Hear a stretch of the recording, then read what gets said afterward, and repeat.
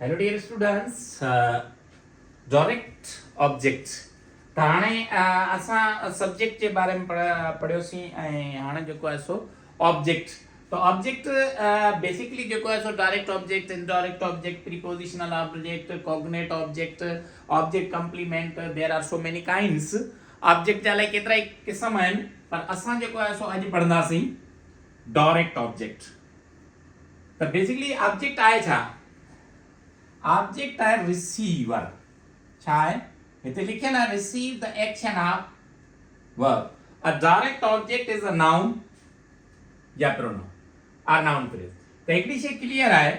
object थियण जे लाए असा वट पार्ट ऑफ स्पीच में ब शयूं हूंदियूं नाउन ऐं प्रोनाउन खां सवा को बि ऑब्जेक्ट नथो थी सके को बि सब्जेक्ट नथो थी सके इज इट क्लियर तो मैंने यह शे ताकि ज़हन में होना खपे तो for object we have noun and pronoun except noun or pronoun no one can be object as well as subject a direct object is a noun or pronoun or noun phrase that directly receive the action of तो मैंने जेका action के receive करे तो उन्हीं के असा object चवंदा आहियूं हाणे डायरेक्ट ऑब्जेक्ट आहे छा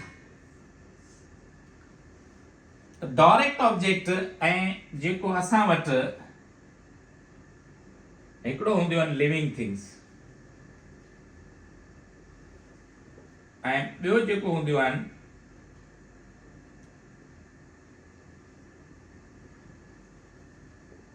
नॉन लिविंग थिंग्स त मोस्टली असां कंफ्यूज थींदा आहियूं त भई डायरेक्ट ऑब्जेक्ट छा आहे ऐं इनडायरेक्ट ऑब्जेक्ट छा आहे त नॉन लिविंग थिंग जेका आहे उहा डायरेक्ट ऑब्जेक्ट आहे ऐं लिविंग थिंग जेका हूंदी उहा जेका छा हूंदी indirect object it answer the question ऐं उन सुवाल अव्हांखे अगरि डायरेक्ट ऑब्जेक्ट जी ख़बर न पवे त उहो डायरेक्ट ऑब्जेक्ट खे तव्हां कीअं रिसीव कंदा त वाह टाइम होम सां जे तव्हां सुवाल पुछंदा त तव्हांखे मिली वेंदो जीअं हिते सेंटेंस असां वटि पिया आहिनि त असां वटि जेको फॉर्मूलो आहे SVO त पहिरीं सब्जेक्ट तंहिंखां पोइ वर्ब ऐं आख़िर में ऑब्जेक्ट त अॼु जेको असां हिते पढ़ूं पिया डायरेक्ट ऑब्जेक्ट त ऑब्जेक्ट खे हमेशह खां वठी वर्ब जे बाद में या पोयां रखियो वेंदो आहे ठीकु आहे त पहिरीं पहिरीं असां वटि सब्जेक्ट आहे सब्जेक्ट खां पोइ तव्हां ॾिसंदव त ही सॼा तव्हांजा छा आहिनि वर्ब आहिनि ही सभु छा आहिनि वर्ब हाणे इन खां पोयां जेका बि तव्हां नाउन सॉरी हिन में ही वर्ब पियो आहे हिन खां पोइ जेको तव्हां ॾिसो पिया नाउन या प्रोनाउन उहे तव्हांजा ऑब्जेक्ट आहिनि त ही तव्हांजो लेटर ऑब्जेक्ट आहे सिनेक ऑब्जेक्ट आहे अली ऑब्जेक्ट आहे नॉवल जेका आहे उहा छा आहे ऑब्जेक्ट आहे ऐं मूवी जेका इहा छा आहे ऑब्जेक्ट ऑब्जेक्ट खे हमेशह खां वठी वर्ब खां पोयां रखियो वेंदो आहे शी रोट अ लेटर त लिखण जो कमु जेका आहे उनजो एक्शन जेको आहे वञी कंहिं ते पियो लेटर ते पियो त माने डायरेक्ट रिसीवर आहे किल्ड जो कमु कंहिं ते पियो स्नेक ते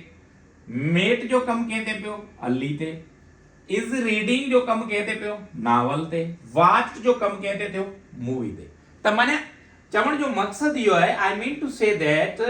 if your action is passes over to the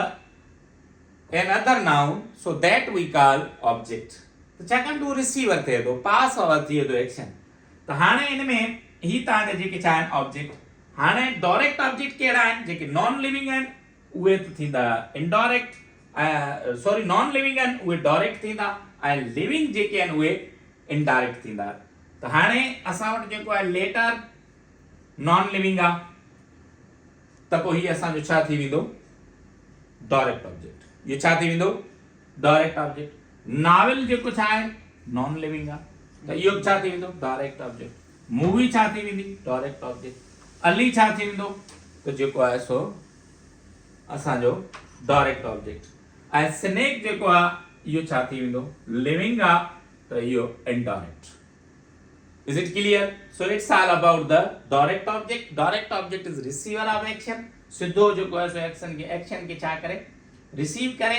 ऐं अगरि ई ख़बर नथी पए त व्हाट डिड शी राइट त माने हिन छा लिखियो ही क्वेश्चन पुछियो वियो कंहिंजे लाइ पहिरें व्हाट डिड शी राइट त ऑटोमेटिकली जेको आहे सो तव्हां चवंदा शी रोट अ लेटर त हिन जेको आहे सो छा लिखियो खत लिखियो त लेटर जेको आहे तव्हांजो छा आहे object so it's all about the object this point is must be noted for object we have need of noun or pronoun